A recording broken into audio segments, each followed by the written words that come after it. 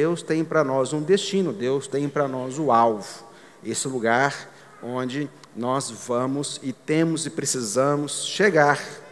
E para isso, hoje então, eu quero começar esse nosso momento aqui nos fazendo algumas perguntas, para que a gente reflita sobre se nós temos entendido isto. E se temos entendido isso, como nós temos vivido as nossas vidas a fim de cumprir tal propósito, tal desígnio em nossas vidas, tal projeto de Deus nas nossas vidas. Você tem um projeto de vida? Você sabe atrás do que você está correndo? O que você tem perseguido na sua vida? Você tem entendimento do que está ao final? E quais são os passos que você precisa tomar para alcançar esse projeto de vida? Você sabe qual é a razão da qual você se doa, se deixa consumir? Porque nós somos consumidos, nem que seja consumido nos nossos dias, nos meses, os anos que passam, e nós vamos nos envelhecendo e vamos sendo consumidos pelo tempo. A que você tem se doado? A que você tem se deixado se consumir? Você tem critérios para administrar o seu tempo e os seus recursos? Quais são esses critérios que você tem aplicado na sua vida de forma a cumprir esse projeto que você tem? Você tem alguma coisa pela qual você se sacrifica, além da sua própria família e de você mesmo, e talvez de 2 ou 3 amigos íntimos que você tem? O que te faz sair da cama toda segunda-feira? Qual é a adrenalina que passa pelo seu sangue, pelo seu corpo, a fim de te levantar e que você inicie uma nova semana útil na sua vida? O que te dá esse colorido da vida? O que faz diferença na sua vida, nos seus dias, de maneira que você não apenas sobreviva, mas viva? Porque há muitas pessoas apenas sobrevivendo, as pessoas não entenderam ainda o que é uma vida plena, por várias razões, e talvez uma delas seja essa falta de projeto, essa falta de propósito. Então nós vivemos os nossos dias como que se eles fossem desconectos ou desconexados uns dos outros. Não há essa desconexão, há sim uma progressão dos nossos dias, da nossa vida, a fim de alcançarmos esse alvo do qual Deus colocou no nosso coração. Às vezes, por muitas ocasiões, a gente pode até pensar que esse alvo, que esse destino, fomos nós mesmos que escolhemos, mas nós sabemos que foi Deus quem colocou no seu coração. Afinal de contas, amados, a Bíblia Sagrada diz que é Deus quem coloca nas nossas vidas o querer quanto o realizar. E ela vai mais longe, ela fala que Deus é o autor e consumador da nossa fé.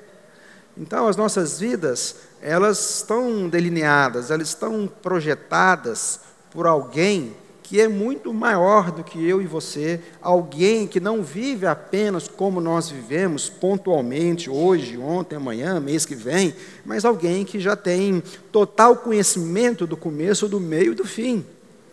E para Deus, então, Ele já sabe todas as coisas a partir de uma eternidade que Ele já vive e Ele já desfruta, que nós um dia vamos, enquanto homens e mulheres de Deus, filhos e filhas de Deus, salvos em Cristo Jesus, nós vamos desfrutar esse destino final. Mas por que então existimos? Qual é a finalidade pela qual Deus nos criou? Qual é a nossa principal missão nesse mundo? Se é que a gente, se você crê, se você tem uma, o que é que você tem vivido para ser e fazer e empreender? qual é o supremo propósito de uma vida, de uma existência, da sua vida, Qual o supremo propósito dela? Muitos não sabem. A verdade é que muitos não sabem nem de onde vieram, nem para onde vão, nem quem são, e estão perdidos. Eles estão vivendo, trabalhando, se casaram, tiveram filhos, mas estão perdidos. Será que é isso? Será que a vida é só essa trabalheira danada que nós temos, essa canseira, esse estresse com filhos, com casamento, com trabalho, com dinheiro, com saúde?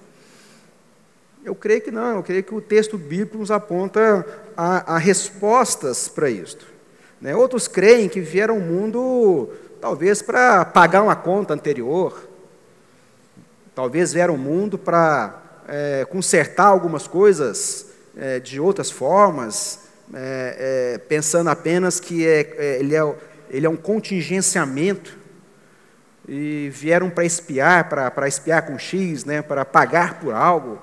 E então as pessoas acabam se sentindo perdidas. Aqueles que pensam que o propósito da vida é só o prazer, é só aquilo que me alegra, é só aquilo que eu me arrepio, que eu me alegro, que não é essa questão hedonista, do prazer pelo prazer, essa questão de buscar apenas o resultado, não importa os meios que nós vamos aplicar para que a gente tenha, vira e mexe, uma descarga de adrenalina, endorfina e outros hormônios nas nossas vidas. O que nós temos buscado de fato para nós? O que tem feito diferença nas nossas vidas? Aqueles que entendem que o seu projeto de vida só existem para se enriquecer, para ter, acumular, possuir. Mas e aí? Isso não resolve, isso pode minimizar o conforto, ou melhorar o conforto, mas isso não conserta relações, isso não traz perdão, isso não restaura relacionamentos. Então, percebemos que muito disso pode até fazer parte da nossa vida, mas não pode ser o supremo propósito da nossa existência, da minha e da sua existência. Porque não é só ter conhecimento, não adianta ser ávidos por conhecimento, por poder, por status, por sucesso, por fama, por notoriedade. Isso não pode ser, isso é consequência da vida, isso é consequência de um projeto. Isso é consequência de um projeto. Não é aquilo que vai acontecer ao final que vai dar colorido à minha vida. É o que eu faço agora, é como eu vivo agora para chegar ao final. Então nós vamos entender que algumas coisas são consequências, outras são causas. Mas a verdade é compreender qual é, de fato, em nossas vidas, esse propósito supremo, esse desígnio de Deus em nós. E tem outros, amados, que nem sabem e acham que a vida não faz sentido. Não faz o mínimo sentido. Entendeu? Então, não é assim que funciona. Certa vez, eu fui participar de um programa de TV, há muitos anos atrás, num canal comunitário aqui na cidade, e a conversa, o tema do assunto era o que acontecia após a vida, Se havia vida eterna, se não havia. E tinha lá uma pessoa que estava comigo, e a gente debatendo, e ela falou assim: não, eu creio que é o seguinte, eu creio que não há nada. Eu creio que nós somos como uma cenoura. A gente existe e a gente deixa de existir. Então, tem muitas pessoas que talvez até entre nós aqui pensam dessa forma. Pensam que nós somos como uma cenoura. Que por algum determinado momento e por alguma razão nós existimos e depois deixamos de existir. Mas nós não cremos assim, nós cremos à luz da palavra de Deus que é algo muito mais profundo, muito mais relevante, do que simplesmente existir. Muitos casamentos estão fracassados, são ruins, porque não sabem o sentido dele. Muitas famílias, muitos pais têm tido crises homéricas com seus filhos, porque nem pais e nem filhos entenderam ainda o propósito da vida. Estão perdidos. Eles vivem o dia um após o outro. Quantas vezes você já ouviu isto? Acontece algo e se diz assim, não, nada é melhor do que um dia após o outro. O que isso quer dizer? Qual o sentido dessa afirmação que todos nós usamos vez ou outra? E é disso que nós queremos refletir hoje à luz da palavra de Deus. E, de novo, para que a gente faça isso, eu quero refletir com vocês a partir do final. A partir do final da vida de Paulo, Paulo o apóstolo. Paulo o apóstolo, na sua última carta, nas suas últimas palavras registradas, na sua segunda carta a Timóteo, seu discípulo, seu amigo, seu fiel ajudante, no capítulo 4, no verso 7, Paulo registrou assim, naquela que foram as últimas palavras. A segunda carta a Timóteo foi a última carta que Paulo escreveu. O capítulo 4 foi o último capítulo que ele escreveu. E o verso 7 está entre aqui os últimos versículos que ele escreveu. E a história nos conta que Paulo estava preso numa masmorra em Roma, e dali mesmo, após essas palavras, pouco tempo depois, ele foi condenado e decapitado por Nero, pelo Império Romano.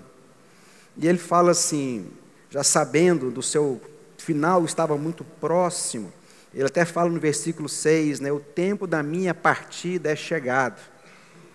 Mas Paulo faz uma afirmação aqui, que nós precisamos conhecer e ter isso como alvo.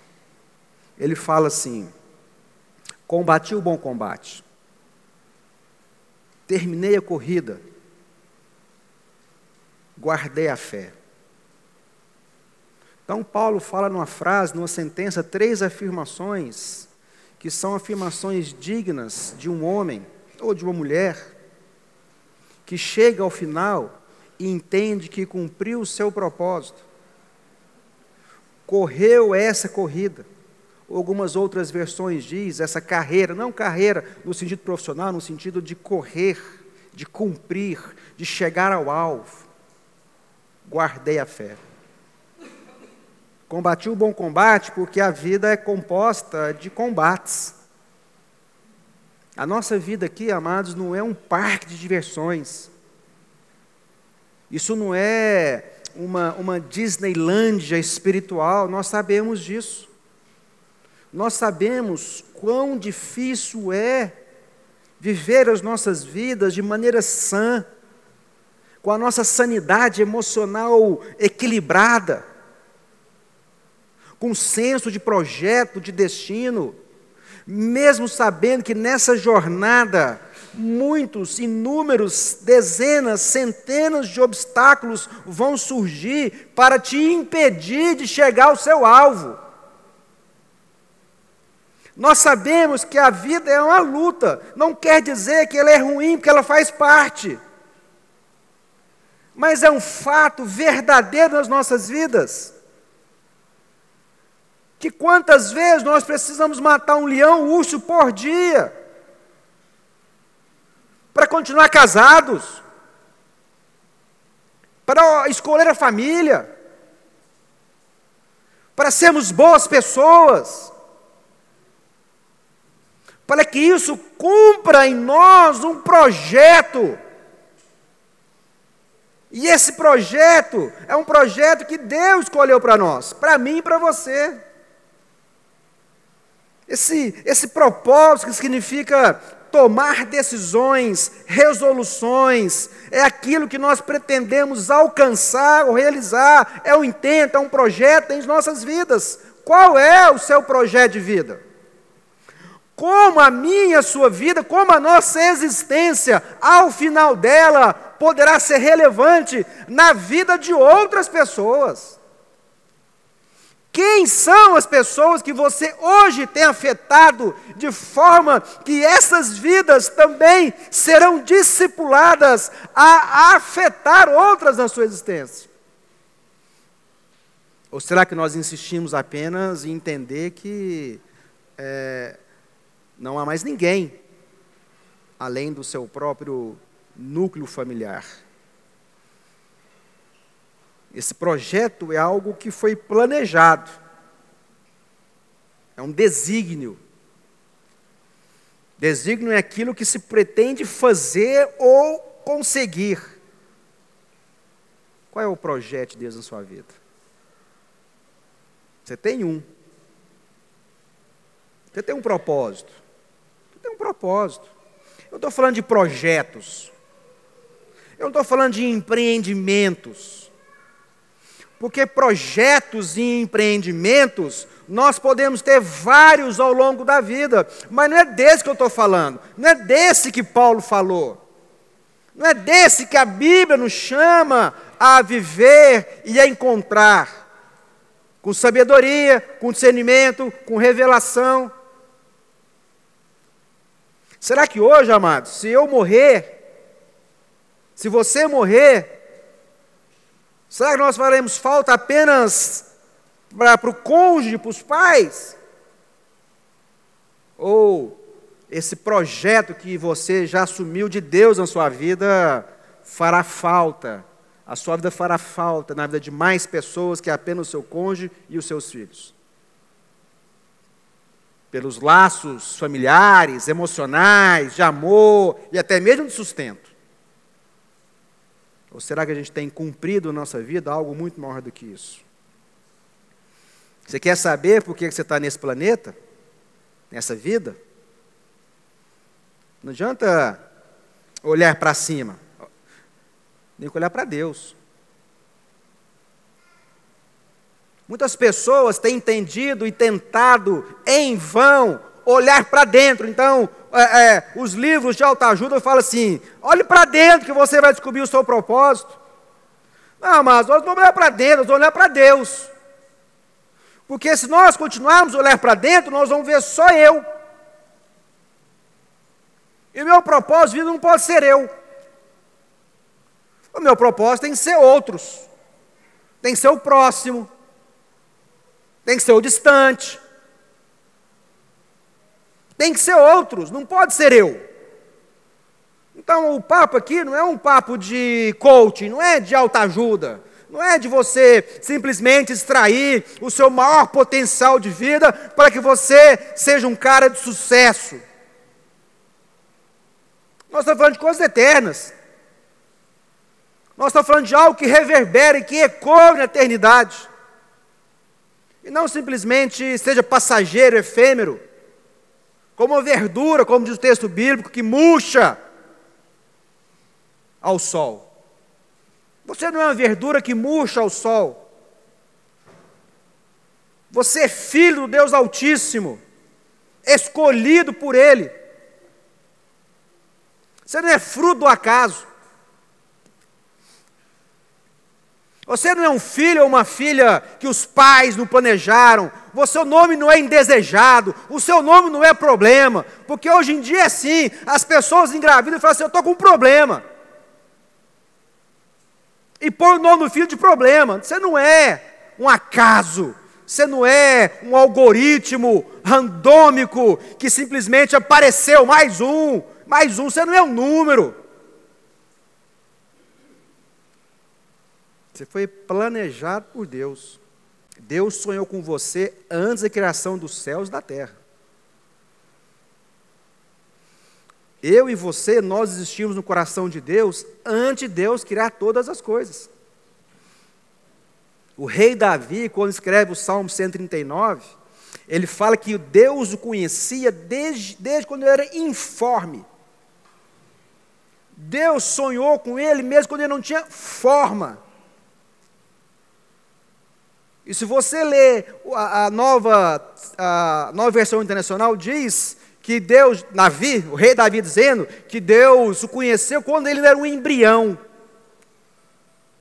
Então, você não é aleatório, você tem projeto, Deus projetou você, Deus planejou você, Deus fez você, e você tem projeto segundo a vontade de Deus para a sua vida, e você precisa descobrir isso. Você não é um acidente. Você não é fruto de uma gravidez indesejada. Você é fruto do amor e do sonho de Deus na sua vida, porque Deus te escolheu antes da eternidade para ser com você e estar com você por toda a eternidade. Não é aleatório. Se não é aleatório, o que você tem feito da sua vida?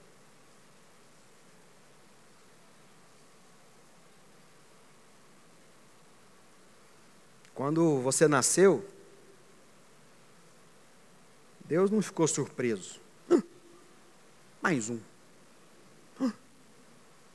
Mais uma gravidez. Ó, mais uma menina. Mais um menino.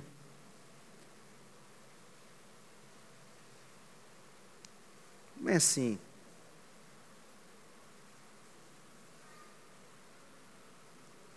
Deus conhece pelo nome. Deus conhece pelo coração. Deus conhece seus pensamentos. E você é tão especial para Deus. Você é tão extraordinariamente amado por Deus, que Ele falou assim: eu vou habitar dentro dele ou dela. Simples assim. Deus então envia o seu Espírito Santo, o Espírito Santo de Deus, a terceira pessoa da Trindade, e o coloca habitando no seu espírito, para que você seja selado, para que o Espírito Santo seja o seu penhor, a sua garantia de salvação, para que Ele confirme no seu coração que você é filho e filha do Deus Altíssimo. Deus que é Pai, não abandona, não desampara, não desiste, não deixa para trás, não negligencia, não maltrata, não abusa. Esse é o seu Pai. E quando Ele coloca o seu Espírito Santo em você, é para que você, a partir do Espírito Santo, seja guiado por Ele. O Espírito Santo é aquele que nos guia, que nos orienta, que nos revela a ser muito mais do que apenas um homem e uma mulher mortal, passageiro, mas que seja um homem e uma mulher espiritual, que entendeu de Deus o projeto que o meu Pai tem para mim. Deus pensou em você, Deus sonhou com você, Deus sonha com você, para que você cumpra o projeto. Mas como é que eu posso descobrir tal projeto? Beleza, tem um projeto. Que projeto é esse? Como é que eu descubro isso? E se eu descobrir, como é que eu coloco isso em ação? Como é que eu coloco isso em prática? Porque não adianta apenas filosofar. Não adianta a gente apenas saber se não vivermos, se não praticarmos. Jesus, no Sermão do Monte, diz que são insensatos, imprudentes, aqueles que ouvem essa palavra e não praticam. Provérbios capítulo 16, verso 1 fala assim: aos homens pertencem os planos do coração, mas do Senhor vem a resposta da sua língua. Essa resposta é em Deus, amados. Essa resposta está no Pai. Quantas vezes você já conversou com o Pai? Quantas vezes você já perguntou a Ele? Quantas vezes você tem alinhado a sua vida, o seu projeto com Deus? Não basta apenas dizermos que somos filhos e filhas de Deus. Não basta apenas dizermos que a gente faz parte de uma família espiritual. Não adianta apenas falarmos que nós somos cristãos, que nós vamos a um culto público, vez ou outra. Se nós não estivermos alinhados com Deus, com a sua vontade para nós, com o seu projeto para nós, nós vamos perder o nosso tempo. Provérbios 19, 21 diz: muitos são os planos do coração do homem, mas o que prevalece é o propósito do Senhor. Quantos planos você fez? Quantos empreendimentos você tentou? Quantos desígnios você colocou em prática e não deram certo? E não deram certo por quê? Porque Deus é fraco?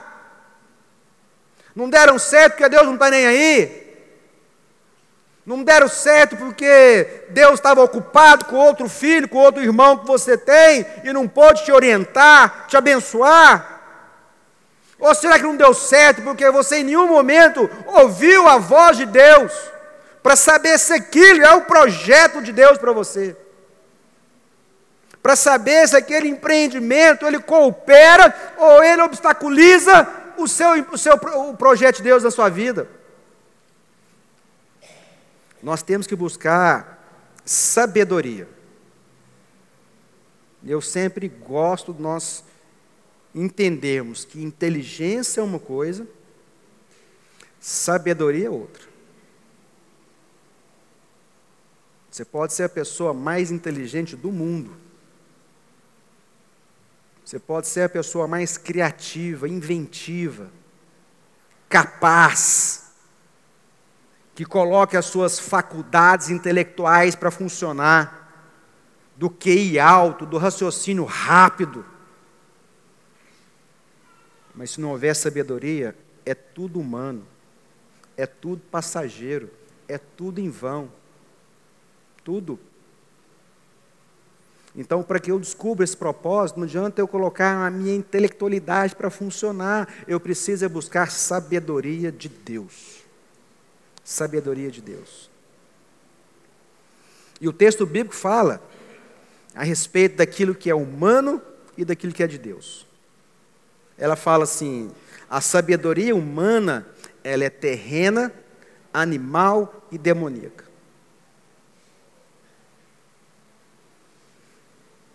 Mas o princípio da sabedoria em Deus é o temor a Ele. Você quer ser sábio?